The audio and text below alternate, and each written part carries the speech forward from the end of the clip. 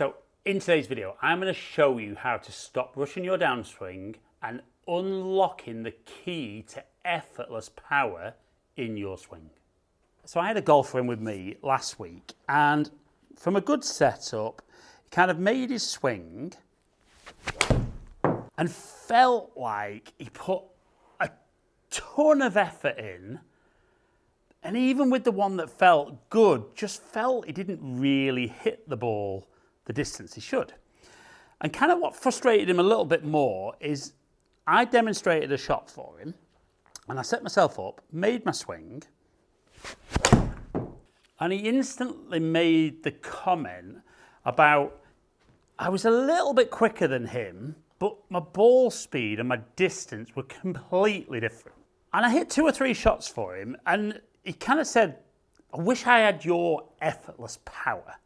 And he kind of talks about it like it was a gift that I'd been given. But actually, when we started talking about how he got the club moving compared to how I move the club, it was very, very different. Now, when we look at the golf swing face on, and what I actually highlighted to him was, all I do is what the best players in the world do. Maybe not as well as them, but what he was doing was almost other end of the scale. So when we watched him swing the golf club, it was very much one of those that the club had moved first, before the body had even turned, then the body had started to react, but the club head was getting to the top, and then it was almost a case of the club had moved first, and as he was throwing the club down, we could see like the weight just kind of jumped back in his foot. And I said to him, what are you looking to do to start the backswing and the downswing? He said, well, in the backswing, I want to get the club moving. And then on the way down, he says, I feel like I want to get the club moving down as quick as I can.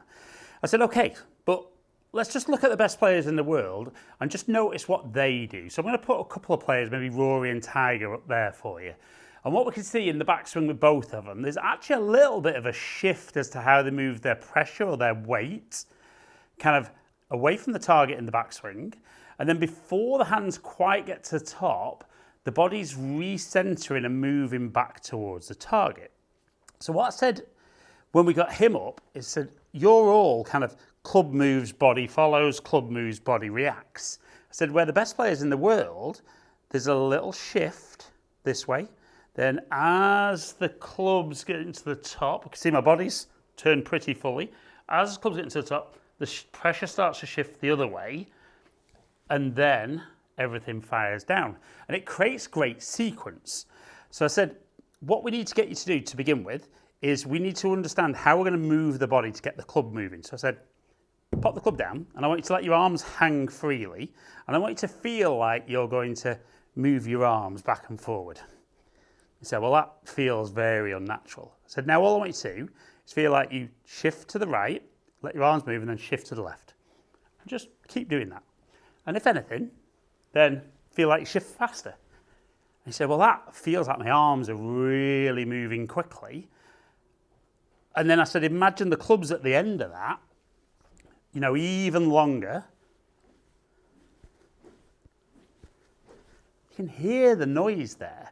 So I said, what we need to get you doing is understanding that to start the backswing, we want to feel that we push off our lead foot to feel like we're not moving the body a long way, but we're just going to get a little bit of a shift. Then the body can turn. And as the hands get kind of about chest height, we want to feel like we push off the right foot to go back towards. So do a couple of practice swings. And I quite like golfers to feel that they do the swing, 2 or 3 swings, but continuously back and forward.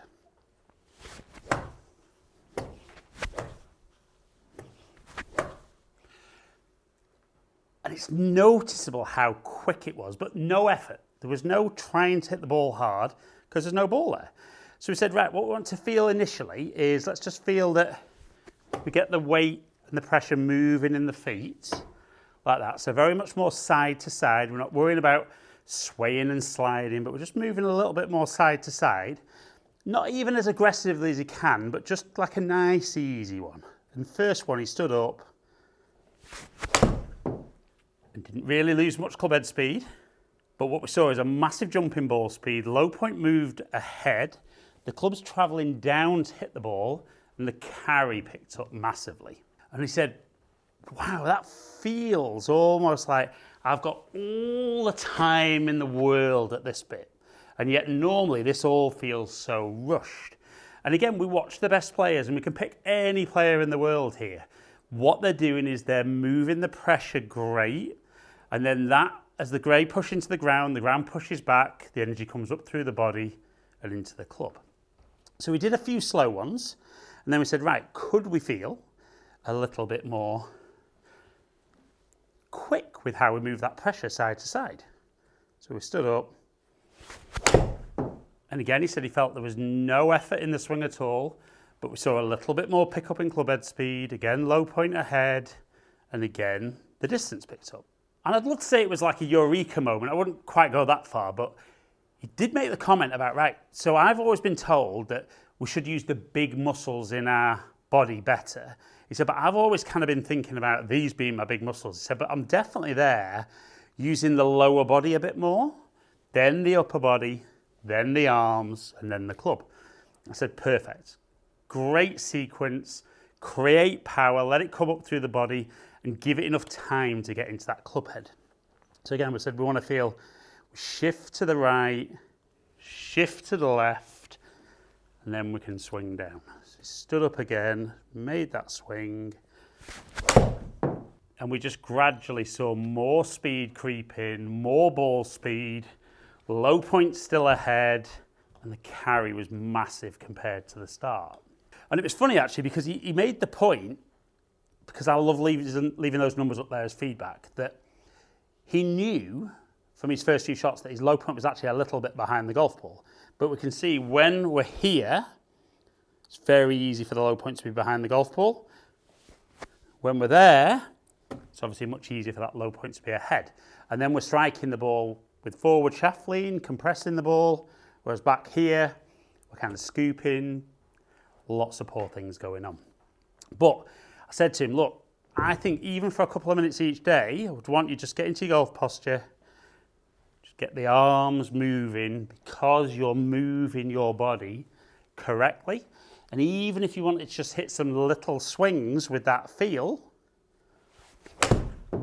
can be absolutely fantastic. Felt like a nothing swing, but still going further than before. Now, if you are a golfer who maybe doesn't feel that exaggerated enough, I think a great little exercise, and maybe build this up into hitting the shots, would be start with your feet together. You're going to feel like you step a little bit to the right, make the swing, and as the hands get towards chest height again, you're then going to step forward and swing down. So it's just a two-step drill. So from there, step,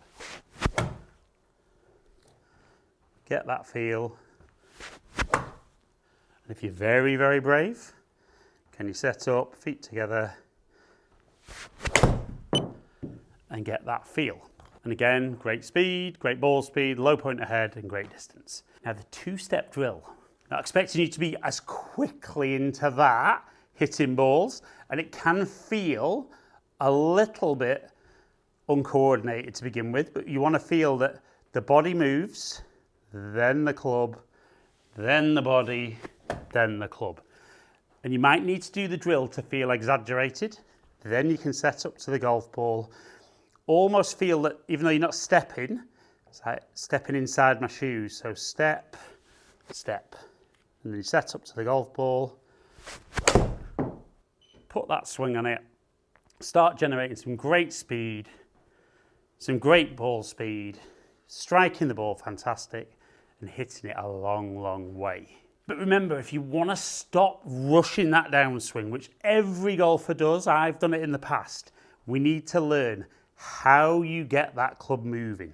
So we're going to use the ground better, moving more this way to start with, then quickly back. We're going to improve our timing, improve our speed, improve our ball striking, and ultimately hit the best shots you've ever hit.